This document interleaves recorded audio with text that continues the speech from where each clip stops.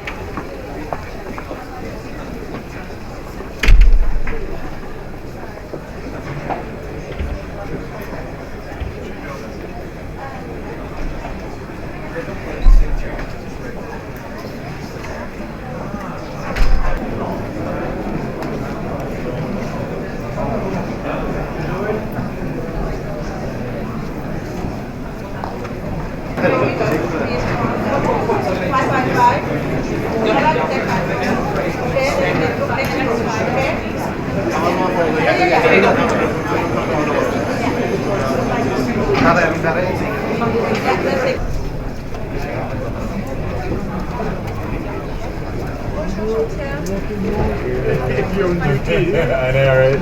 All hands on deck. Hey, somebody has to do it. ICTs and digital connectivity has been proven to be essential public utility and development tool. So it's not really a luxury as such. Without fast and affordable internet access, there are a few pathways from poverty to prosperity in the 21st century. Today's session is particularly relevant because the focus is to identify innovative business models and financing arrangements for connecting the world's 3.9 billion people lacking access to the internet. Rwanda's internet is currently ranked as one of the best in our continent of Africa in terms of affordability. But even so, only 1/3 of Rwandans today have access. However, 10 years ago, only 3% of Rwandans were connected.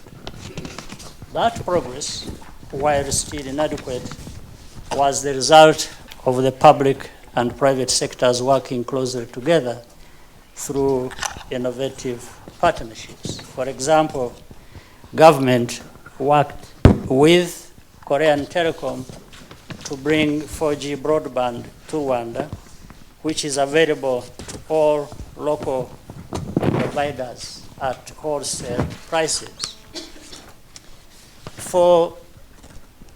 And by 2020, we aim to have universal access to broadband in our country and to embed ICTs into all aspects of public service delivery. Rwanda is shifting the main point of interface between citizens and public services to a national digital platform known as Irembo in our language.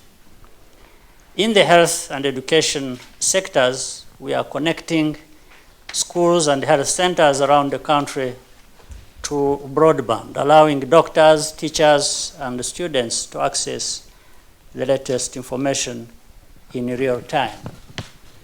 The main takeaways here are that this progress in Rwanda and other countries on the continent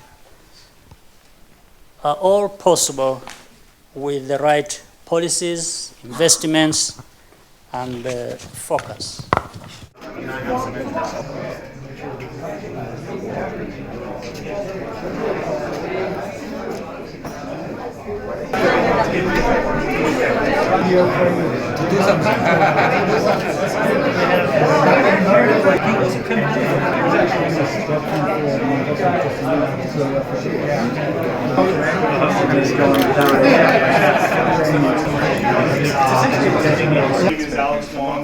With World Economic. It's a great turnout, and I'm extremely enthusiastic. The perspective that we brought to setting up connectivity and the benefits that connectivity can bring for economic opportunity divide. Really thinking about the things that will drive action. Officer from Nokia will be running this effort. I ask you to share some thoughts. Why are we in 2017 discussing last month? Do you know how many percentage the network is to be able to use the post. When you consider the other population, people who need to get online, especially young graduates who are unemployed today. But then we can train very quickly with organization as a government, take the risk, be among the innovators, regulate, so we need to monitor. This is a joint session of the Broadband Commission for Digital Development and the World Economic Forum. And as everybody knows, His Excellency President Paul Kagame is the chairperson of the Broadband Commission. So he's the official host of this session. And this session has a very important topic. How do we extend internet for all? Today, more than 4 million people remain unconnected to internet. That's more than 50% of the world's population.